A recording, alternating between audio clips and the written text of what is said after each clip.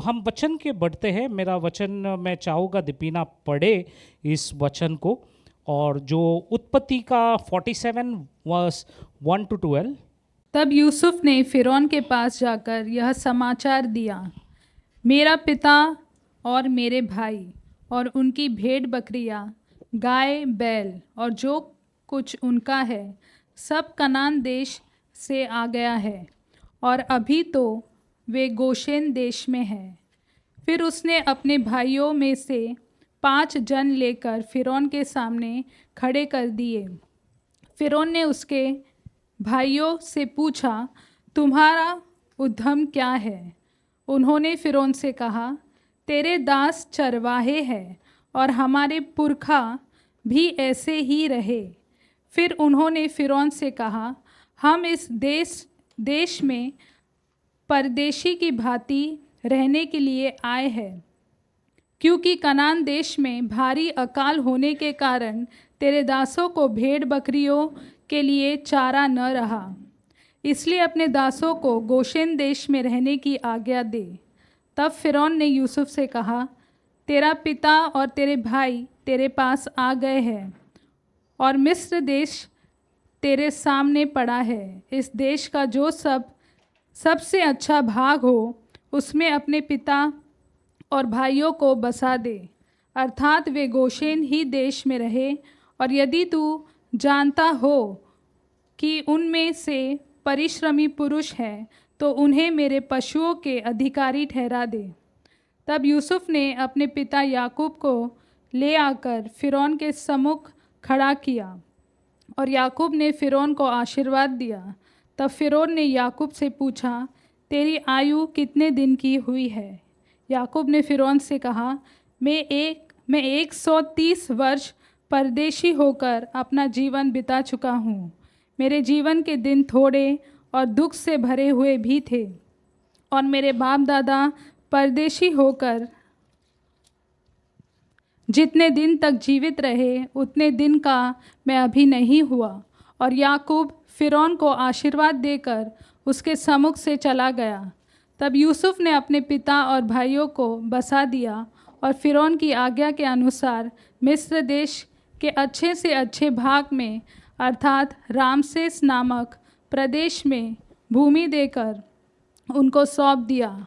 और यूसुफ अपने पिता का और अपने भाइयों का और पिता के सारे घराने का एक एक के बाल बच्चों की गिनती के अनुसार भोजन दिला दिलाकर उनको पालन पोषण करने लगा। आमेन। आइए हम प्रार्थना करें मिलकर। पिता परमेश्वर, सच में धन्यवाद इस वचन के लिए, इस कहानी के लिए, जो सिर्फ कहानी नहीं बल्कि एक इतिहास है और सत्य घटना पे रची हुई है। और परमेश्वर, ये सौभाग्य है कि आज हम इस कहानी को लेकर लोगों को प्रोत्साहन कर सके। परमेश्वर, हर एक के हृदय को, हर एक के कानों को, परमेश्वर हर एक के मनों को तू खोल दे, ताकि परमेश्वर तेरे वचनों से वो कुछ प्राप्त कर सके और परमेश्वर वो आशीषित होके जाए। परमेश्वर, मांगता हूँ पवित्र आत्मा आपकी उपस्थिति मेरे बीच, हमारे सबके बीच में हो, ताकि जो कुछ हम करें वो परमेश्वर की महिमा के लिए करें। प्रभु यीशु के नाम से हम ये प्रार्थना करते हैं, आमीन। मेरा वचन का शीर्षक है विदेशी भूमि में परमेश्वर का अनुग्रह। ठीक है, विदेशी भूमि में किसका अनुग्रह? परमेश्वर का अनुग्रह। अब ये शीर्षक ऐसा क्यों रखा है मैंने? क्योंकि याकूब जो है कनान देश छोड़कर वो कहाँ जा रहा है? हाँ, वो मिस्र देश में जा रहा है। कहाँ जा रहा है? मिस्र देश में।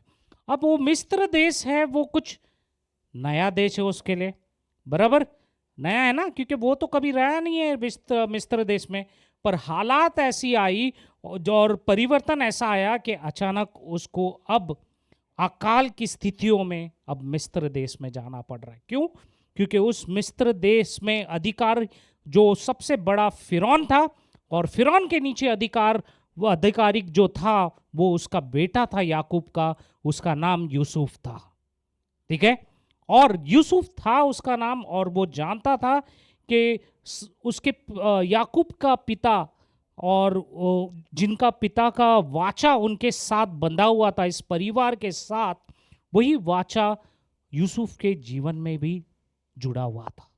ठीक है। और ये जो परिवार था पूरा, वो वाचा का परिवार था, ठीक है, एक प्रतिज्ञा का परिवार था। और इसलिए आप हमेशा अक्सर देखते हो कि जीवन में हमें अक्सर ऐसा मौसम में ले चलता है। हमारा जीवन में अक्सर कभी कभी क्या होता है, एक ऐसे मौसम में ले चलता है, जैसे अभी अभी अजय के लिए एक मौसम आया है ना, तो वो एक मौसम है, वो कहाँ जा रहा है, झारखंड ना। तो अक्सर ऐसा मौसम आता है जो हमारे लिए अपरिचित होता है। क्या होता है, अपरिचित, हमको नहीं पता होता उसका। ऐसा ही जैसे कि एक उदाहरण के तौर से मैं कहूँ, एक नया काम, नया जॉब ना, एक नए काम में हम जाते, वो हमारे लिए अपरिचित है, हम नहीं जानते क्या होने वाला, पर हम जाते हैं। एक नया शहर जहाँ पर हम बसते, जैसे अजय 22 साल पहले मुंबई में आया था और वो शहर उसके लिए अनजान था और एक नया था ना, तो वैसा ही होता है। अब कभी कभी क्या होता है, जब हम नए शहर में आते हैं तो मुश्किल, सबसे बड़ा मुश्किल क्या होता है, घर, और खास करके पैसा। पैसा रहेगा तो दिमाग चलेगा, पैसा नहीं रहेगा जेब में तो दिमाग बंद हो जाएगा ना, ढक्कन लग जाएगा। तो ये बहुत ज़रूरी है। हमारा दिमाग मस्त खुला है, चमचमाट, हाँ। तो ये बात है। तो यानी किसकी कठिनाई, पैसों की कठिनाई आती है। और साथ में अगर परिवार के साथ आए तो परिवार में बहुत कठिन नोकझोंक होता है और कठिनाई आती है परिवार में भी। और ये मौसम जो होता है बहुत अनिश्चितता होता है, ठीक है, एक अनिश्चितता के दौर में हम चलते हैं।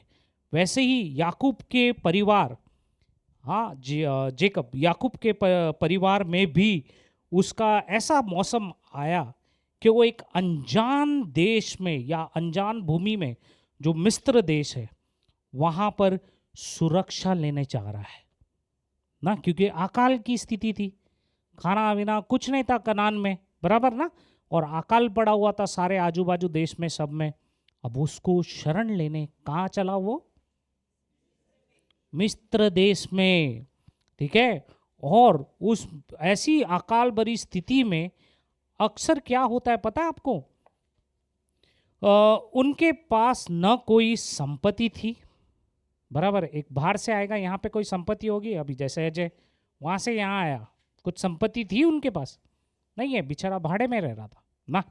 वैसे ही याकूब के जीवन में जब वो वहाँ गया मिस्र में, उसके पास कोई संपत्ति नहीं थी, ठीक है, न कोई सामाजिक प्रतिष्ठा थी, ठीक है। सामाजिक प्रतिष्ठा आप समझते ना, उसको क्या बोलते हैं, पहचान, यानी कोई बड़े बड़े लोग के साथ उसका कोई पहचान न था, ठीक है, और ना ही सुरक्षा की कोई गारंटी थी। आप समझे, जब अनजान भूमि में जाते हो शहर में, आपको नहीं पता सुरक्षा कौन देगा, पता नहीं, कोई गारंटी नहीं, ठीक है। फिर भी ये अध्याय हमें एक अच्छा अनोखा सच्चाई बताता है। ये यह बताता है जब परमेश्वर उसके लोगों की अगुवाई करता है तो वो उसकी ज़रूरतों को भी पूरा करता है, वो उनकी रक्षा करता है, उनको संभाले रखता है और वो उनको आशीषित करता है।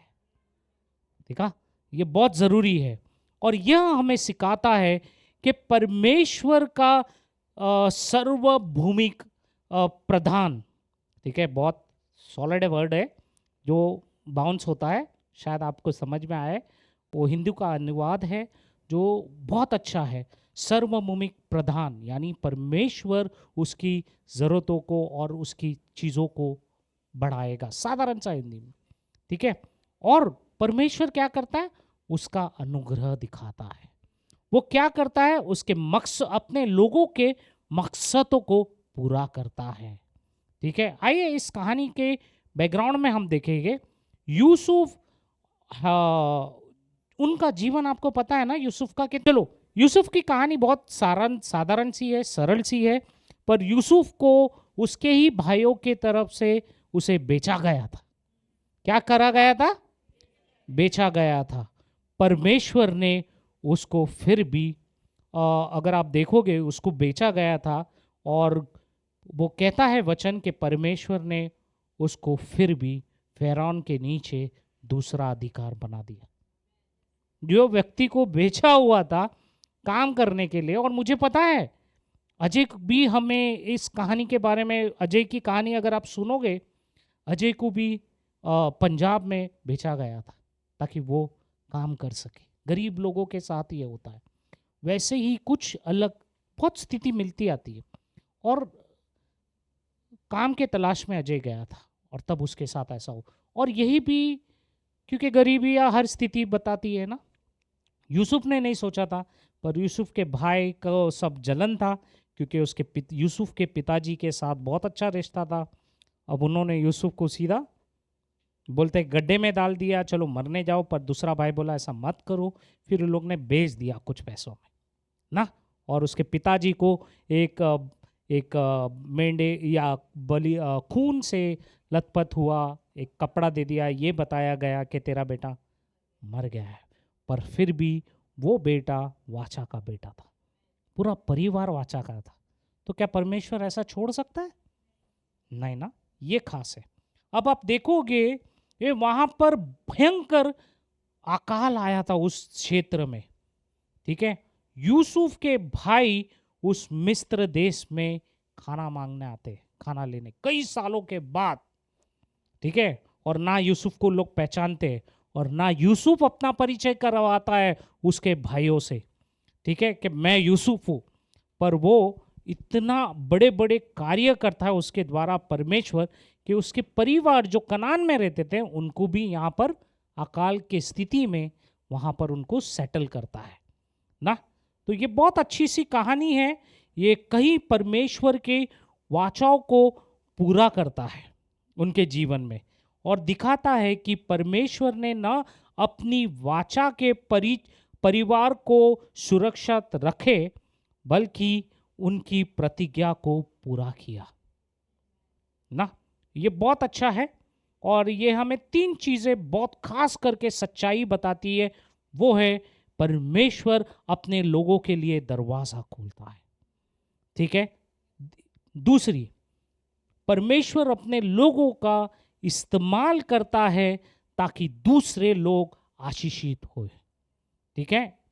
और परमेश्वर विश्वास योग्य है क्योंकि वो हमारी ज़रूरतों को पूरा करता है, और इसी तरह यूसुफ के परिवार की ज़रूरतों को पूरा किया क्योंकि वो वाचा का परिवार था। समझे? तो मेरा पहला यहाँ पे मुद्दा है कि परमेश्वर अपने लोगों के लिए दरवाज़ा खोलता है। 1 से 6 जो वर्स है, जो अध्याय है, उसके बारे में, जहाँ पर यूसुफ ने अपने परिवार को किसके सामने परिचय कराया? फ़िरौन के सामने। किसके सामने? फ़िरौन के सामने यूसुफ ने अपने परिवार का परिचय कराया, ठीक है। और खास करके उन अगर आपने पढ़े होंगे, वो अपने भाइयों को उनके सामने 5 भाइयों को खड़ा कर देता है। किसके सामने? फ़िरौन के सामने। और वो फ़िरौन उसको पूछता है कि तुम क्या खासियत है तुम लोग की ना।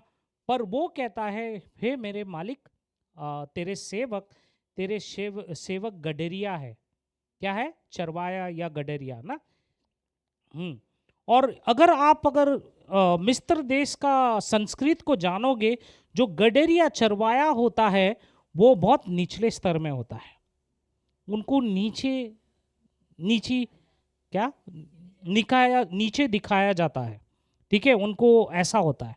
पर फिर भी अगर आप देखोगे, यूसुफ के भाइयों ने जो सच था ईमानदारी से बताया। जो सच था उसे क्या किया? ईमानदारी से बताया।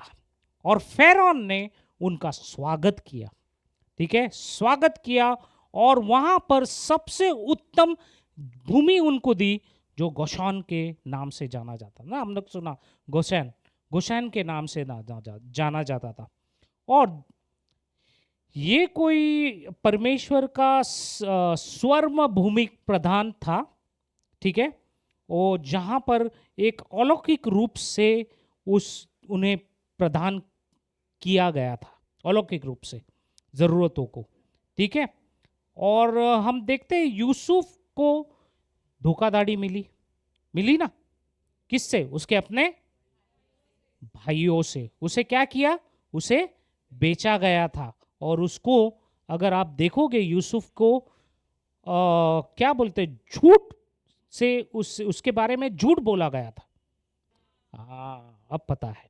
तो यानी उसके बारे में झूठ बोला गया था, और बेचारे उस झूठ का उसका नतीजा ऐसा था कि वो जेल में कई सालों रखा गया था यूसुफ, ठीक है। पर परमेश्वर उसके पीछे कार्य कर रहा था, ये सबसे अच्छी बात है। और क्या होता है कि ऐसे पीड़ा में हकीकत में परमेश्वर हमें तैयार करता है। हम सोचते हैं ना अक्सर, अरे मैं क्यों ऐसी पीड़ा से जा रहा हूं, क्यों मेरे साथ ऐसा हो रहा है। पर आप याद रखो, आपके साथ इसलिए हो रहा है क्योंकि वो आपको तैयार कर रहा है, ठीक है। निराशा ना होना कि मेरी स्थिति ऐसी क्यों है, मेरी परिस्थिति ऐसे हालात क्यों है। कभी निराशा ना होना, क्योंकि तुम्हारी परिस्थितियों और तुम्हारे हालात से वो तुम्हें तैयार करता है, जैसे उन्होंने यूसुफ को तैयार किया, ठीक है। और एक सत्य के साथ वो अलौकिक रूप से सारा प्रदान करता है। और वहाँ पर अगर आप देखोगे, परमेश्वर ने बहुत अच्छे से नियंत्रण किया। अधिकारी, उनके राज्यपाल वो जो वहाँ के गवर्नर थे फिरौन, उनको सबको बहुत अच्छे से नियंत्रण में रखा, ताकि वो अपने मकसदों में पूरा हो, क्योंकि वो वाचा के परिवार थे, ठीक है। रोमियो का 8:28 कहता है, हम जानते हैं कि जो लोग परमेश्वर से प्रेम रखते हैं उनके लिए सब बातें मिलकर भलाई ही को उत्पन्न करती है, अर्थात आमेन। उन्हीं के लिए जो उसकी इच्छा के अनुसार बुलाए हुए हैं। आमेन। जो कोई परमेश्वर से प्यार करता है, वचन कहता है परमेश्वर उसकी भलाई के लिए करता है कार्य। आप देखें, और वो लोग जो चुने हुए लोग हैं, परमेश्वर ने सिर्फ यूसुफ को चुना था बड़े अच्छे कार्य करने के लिए। एक यूसुफ की एक कहानी जो उन्होंने फिरौन के सपनों का अनुवाद किया, और कईयों लोगों को उनका जान बचा और उनको आशीषित हुए। देखे, ये होता है वाचा का व्यक्ति। हाँ, और यूसुफ की कहानी हमें सच्चाई को दर्शाती है कि परमेश्वर हमारे भविष्य को पहले ही जानता है, पहले से ही जानता है, ठीक है। और यूसुफ का उस मिस्र देश में जाना, उसके पहले से ही परमेश्वर ने उसकी तैयारी करके रखी थी, ठीक है। वो जगह, सुरक्षा, उसकी ज़रूरतों को और उसका अनुग्रह, वो सब कुछ पहले से परमेश्वर ने उसे रखा था तैयार उस मौसम के लिए, ठीक है। क्योंकि परमेश्वर हमारे बारे में बहुत पहले सोच लेता है कि हम कुछ सोचे खुद के बारे में, ठीक है। और ये कहता है कि हमेशा परमेश्वर पर विश्वास करे, ठीक है। ये ना सोचे कि परमेश्वर कहाँ है अपनी गंभीर स्थितियों में। ये ना सोचे कि परमेश्वर मेरी आवाज़ को नहीं सुन रहा, मेरी प्रार्थना को नहीं सुन रहा।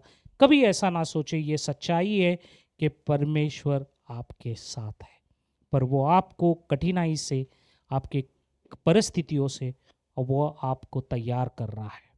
और सच्चाई ये है कि हर एक ईमानदारी के साथ हम चाहे कितनी भी कठिनाई क्यों ना हो, परमेश्वर हमेशा हमारे साथ बना रहेगा।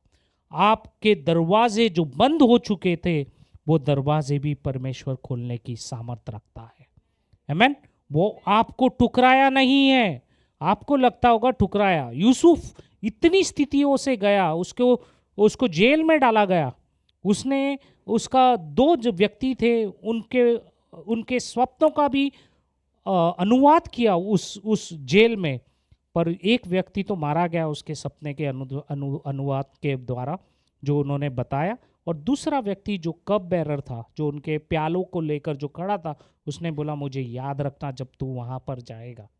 पर वो भी भूल गया उसके बारे में। पर परमेश्वर ने फिरौन को जब सपना दिया, तब ये कप बेरर उनको तब याद आया, ये प्याला जो प्याला संभालता था फिरौन का, उसको तब याद आया कि यूसुफ जो है, जो मेरे साथ जेल में था, वो आपके स्वप्न का अनुवाद कर सकता है। और देखो परमेश्वर ने किस तरह से सब तैयारी करके रखी थी, यूसुफ को भी नहीं पता। उसका हालात ऐसा था कि शायद हम उसके हालात में होते तो हम ये बोलते कि परमेश्वर क्या तूने मुझे त्याग दिया है ना। कभी कभी हम कठिनाई से जाते और कुछ होता नहीं है ना सामने, तो हम बोलते परमेश्वर क्या तूने मुझे त्याग दिया, मुझे याद नहीं करता ना। तो मेरा दूसरा मुद्दा है कि परमेश्वर के लोग जो बुलाए गए हैं वो हमेशा दूसरों की आशीषित देता है। क्या बनता है? दूसरों को आशीषित देता है और आशीष का जरिया बन जाता है। ठीक है, ये मेरा दूसरा मुद्दा है। 7 से 10 जहाँ पर बहुत कुछ इसके बारे में सिखाया गया है वचनों में, वही सेम वचन में। और यूसुफ ने अपने पिताजी जो याकूब था उसे फिरौन के सामने खड़ा करता है, कहानी में बताती है। ठीक है, और 2 बार अगर आप ध्यान से वचन को पढ़ोगे इस 7 के 10 में, और याकूब ने फिरौन को आशीषित किया। और ये सच में एक आश्चर्यजनक बात है। जो फिरौन जो बहुत सामर्थ्यशाली था, उसके पास पूरा मिस्र देश आसपास के सबका अधिकार उसके हाथ में था, वो बहुत पावरफुल आदमी था ना, प्रभावशाली आदमी था। पर ऐसे व्यक्ति को कौन आशीष कर रहा है? याकूब। वैसे ही हम भी चुने हुए हैं, हमें भी लोगों को आशीष देना है इसी तरह। ये कहानी बहुत कुछ सिखाती है, ध्यान से सुनो। और ये क्या करता है, ऐसे बड़े ओहदे पे रिया हुआ फिरौन, एक मामूली व्यक्ति जो परमेश्वर का चुना हुआ है याकूब, वो फिरौन को आशीषित करता है। ये कितनी अच्छी बात है कि हर एक व्यक्ति जो जाता है, हम मसीह जो कहाँ भी हम जाते हैं, दूसरों को आशीषित करो। इससे हम बहुत कुछ सीखते हैं। ठीक है, ये मत सोचो कि वो मुझसे ओहदे में बड़ा है, पर ये सोचो कि आपके पास जो है वो ना उसके पास भी है ना। ये बहुत ज़रूरी है। और सत्य में ये बहुत ज़रूरी है हमें जानना कि याकूब के पास क्या कोई बड़ी सेना थी वहां पर? नहीं थी। क्या याकूब के पास बहुत सारा धन था? नहीं, वो अनजान देश में था। क्या याकूब के पास पॉलिटिकल इन्फ्लुएंस था या प्रभाव था, कोई राजनीतिक प्रभाव? नहीं, वो भी नहीं था। ठीक है, उसने कोई बड़ा चीज़ें हासिल नहीं की थी वहाँ पर, या उसके पास कुछ रखा था। पर वो एक व्यक्ति था याकूब, जो वाचा का पर व्यक्ति था, क्योंकि परमेश्वर की वाचा उससे जुड़ी थी। ठीक है, और ये हमें सिखाता है कि परमेश्वर सत्य है। ठीक है, ये हमें ज्ञान देता है कि परमेश्वर सत्य है। ये हमें सिखाती है कि जो मसीह होता है उसके पास आत्मिक अधिकार होता है। क्या होता है? आत्मिक अधिकार। और वही अधिकार अब्राहम जो था उसका वाचा लेकर अब याकूब भी, इसाक फिर याकूब, उनके साथ जुड़ा हुआ था। और उत्पत्ति का वही 12:2-3 में हम पढ़ते थे, I will bless you and all on the earth will be blessed through you. ये आशीष उसने किसको दी थी? अब्राहम को। उत्पत्ति के 12 में ये बोल के कि मैं तुझे आशीषित करूंगा और तेरे द्वारा कहीं लोग आशीषित होंगे। आमीन। तो यही वाचा अब याकूब के साथ जुड़ा है। सोचो, पीढ़ी से एक पीढ़ी ना। अब याकूब फिरौन जैसे इतने बड़े ओहदे में अधिकार वाला, उनको भी आशीषित कर रहा है। और परमेश्वर वो वाचा पूरा कर रहा है कि वो आशीष के पात्र हो रहा है किसी और के लिए। आप देखें, ये बहुत ज़रूरी है। और सबसे उत्तम ये है कि हमारी वैल्यूज़, मूल्य, जो हमारा बड़ा मूल्य होता है वो हमारा ओहदा नहीं, ओहदा कोई मूल्य नहीं, पर सबसे उत्तम वैल्यू मूल्य जो है वो है परमेश्वर के साथ आपका रिश्ता। वो सबसे बड़ा मूल्य है। ठीक है। दुनिया में आपके पास शायद दुनिया में ऐसे कई लोग हैं जिनके पास बहुत धन है, प्रभाव है, परंतु वो विश्वासी नहीं। अगर आप देखोगे 4 जन हमारे देश को चला रहे, 4 गुजराती, मोदी, अमित शाह और अडानी और अंबानी, पूरा देश को हिला के रख दिया है ना। पहले गांधी जी, पर उसने सत्य पे हिलाया, पर अब ये 4 कुछ और।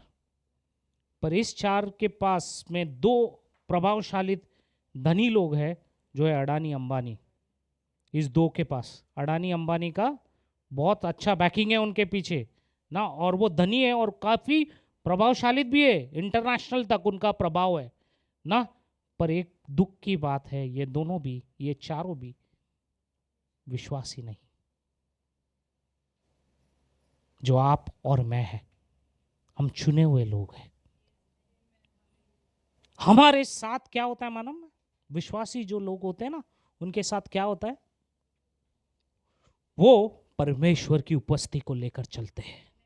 एक विश्वासी क्या होता है पता है आपको? एक विश्वासी परमेश्वर की वाचा को लेकर चलता है। एक विश्वासी आशीष को लेकर चलता है। हमारा आशीष नहीं तो बोले कि अरे आशीष को कैसे लेकर चल, ये वंजेरी को ले, ये आशीष दूजे किशन का आशीष है। पर हम विश्वासी परमेश्वर की आशीष को लेकर चलते हैं, और ये बहुत जरूरी है।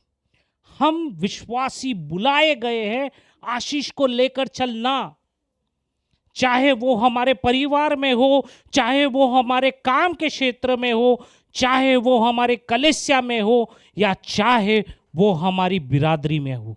हम जहाँ कहीं जाए, हम आशीष को लेकर चले। जब आप प्रार्थना करें तो आप प्रोत्साहन लाए, जब आप सेवा करें लोगों की, और आप एक जरिया बन जाते हो परमेश्वर की आशीष का। आप सोचते हो कलीसिया में मैं वो कुछ साफ सफाई करूं, अरे लोग देखेंगे मुझे कैसा लगता है। नहीं, चाहे आपके आस पड़ोस में हो या रास्ते में हो या किधर भी हो, जब आप किसको प्रोत्साहन करते हो, जब आप किसकी सेवा करते हो, तो आप एक जरिया बन जाते हो परमेश्वर की आशीष उनके जीवन में झोंकने की। मेरा तीसरा मुद्दा, दुनिया आखिरी घर नहीं है। इस दुनिया में है हम, वो हमारा आखिरी घर नहीं है। पर आप देख सकते हो घर के लिए कितने लफड़े हो जाते हैं। हर एक परिवार में ये मेरा है, मेरे पिताजी का, वो बोलेगा ये मेरा, और इसी में कोर्ट कचहरी में बूढ़ा हो जाते हैं, मर जाते हैं, फिर दूसरी पीढ़ी तीसरी पीढ़ी लड़ते जाती है उस घर और उस जगह के लिए। पर ये नहीं समझते कि ये दुनिया हमारी आखिरी जगह नहीं है, हमारा आखिरी घर नहीं है। एक विश्वासी होने के नाते ये हमेशा याद रखना कि ये दुनिया आपका घर नहीं है। ठीक है। फ़िरौन ने सबसे अच्छी बात पूछी, किसको पता है मालूम? फ़िरौन ने याकूब से क्या पूछा मालूम है? तुम्हारी उम्र क्या है? और बहुत अच्छे से उसने उसका जवाब दिया। क्या उसने बताया मेरा ये उम्र क्या है ऐसा करके? हाँ, क्या ऐसा लिखा है क्या? तब फ़िरौन ने याकूब से पूछा, तेरी आयु कितने दिन की हुई है? याकूब ने फ़िरौन से कहा, मैं 100 वर्ष परदेशी होकर अपने जीवन बिता चुका हूँ।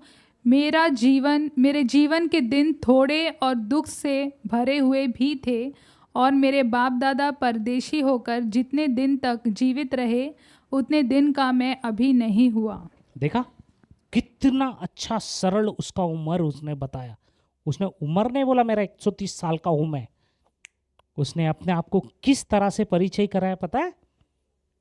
परदेसी। आप और मैं इस पृथ्वी में परदेसी की तरह है। शायद 80 साल, 100 साल या 130 तो जाएंगे ना, मुश्किल से गए तो बड़ी बात है। हम अगर वो साल गए तो कोई मेरे को आके पूछे भाई सनी तू कितने साल का, मैं बोलूँगा 40 साल का ना। पर कभी कभी शर्म में आता रहती है, अरे पर इनको शर्म नहीं है, ये परिचय करा रहा है क्योंकि वो जानता था कि मैं इस पृथ्वी में यात्री हूँ। खास करके स्त्रियों को बोलते हैं पूछना बैड मैनर्स, अच्छी आदत नहीं है उनका उम्र पूछना ना, ऐसा हमको सिखाया गया है। पर क्या करें स्त्रियों को शर्म आता है उनका उम्र बताने, ठीक है। पर यहाँ पर अगर आप देखोगे, आप स्त्रियों को भी सीखने मिलेगा। आप बोलो मैं यात्री परदेशी हूँ, आप समझे। उसने बोला मैं 130 साल का परदेशी हूँ और ये मेरी यात्रा है। कितना अच्छे से बताया उसने ना। ये बहुत ज़रूरी है हमारे जानना कि आप और मैं यहाँ पर एक परदेशी है जो यात्रा पे निकले हैं, ठीक है। याकूब जानता था कि वो परदेशी है और उसने ये बहुत सरल से बताया कि मैं यहाँ पे परमानेंट नहीं हूँ बल्कि मैं एक परदेशी हूँ। और वो जानता था कि मेरा परमानेंट घर स्वर्ग है। मेरा परमानेंट घर क्या है? स्वर्ग है। उसने स्वीकार किया कि मैं एक परदेशी की तरह इस पृथ्वी पर यात्रा कर रहा हूँ। और यही सच्चाई है।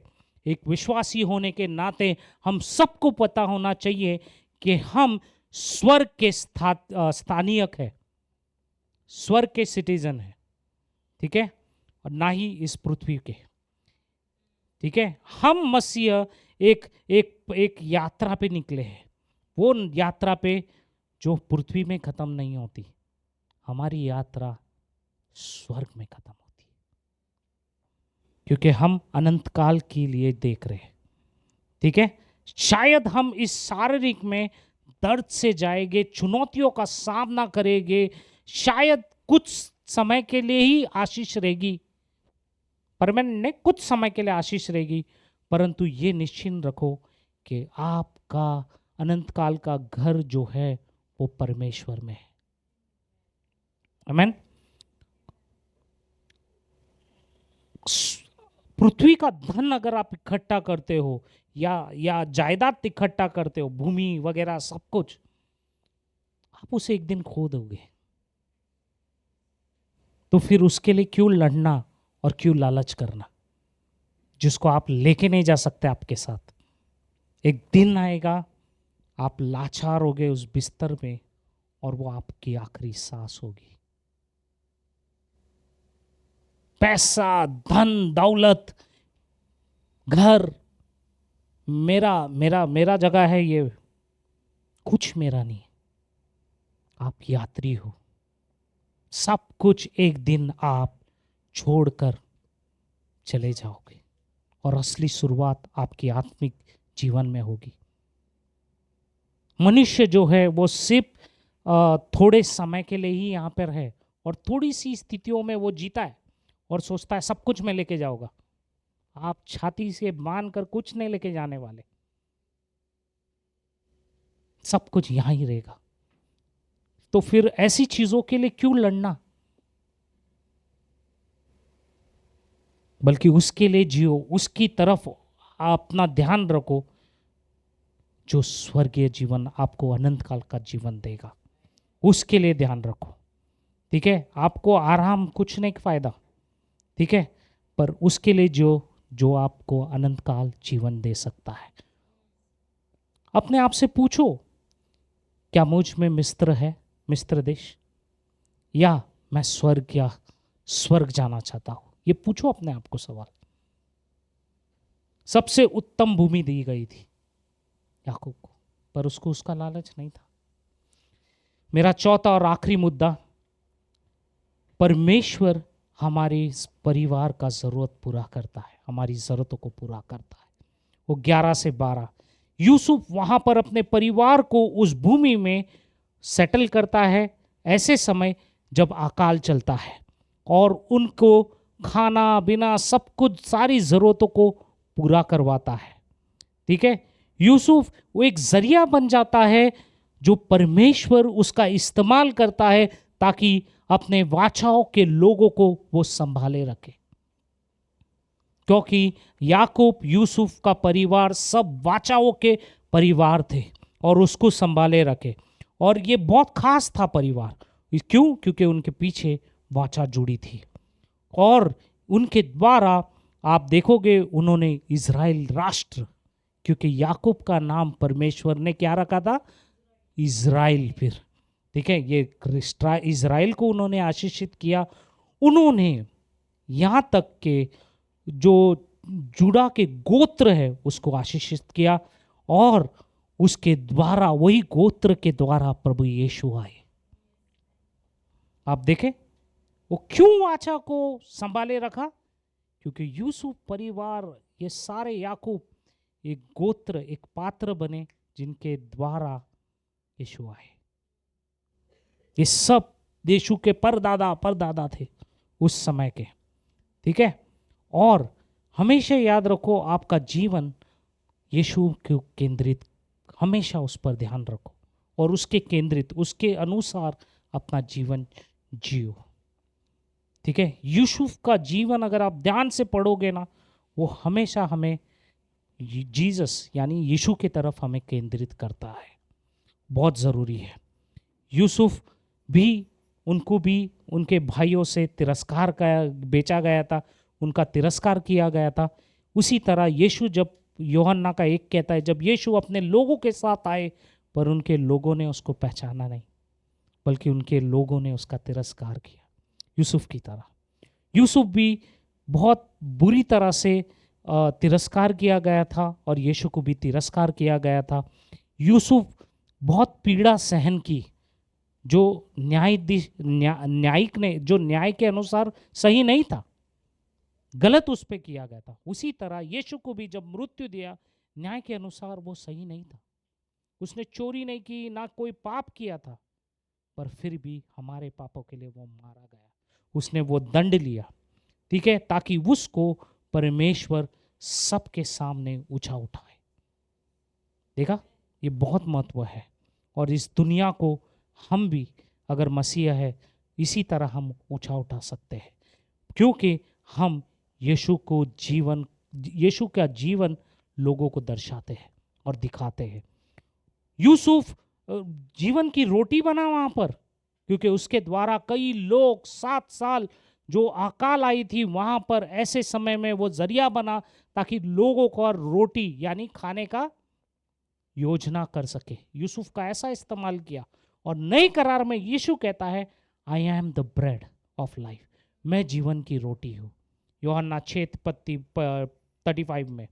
और जैसे यूसुफ अपने परिवार को खिलाता है अकाल के समय, उसी तरह यीशु हमारे गहराई से, जो हमारी आत्मा है, उसकी भूख को पूरा करता है। ये बहुत ज़रूरी है, बहुत ज़रूरी है। खास करके हमें जानना है, हमारी सारी ज़रूरतों को परमेश्वर पूरा करता है अलौकिक रूप से।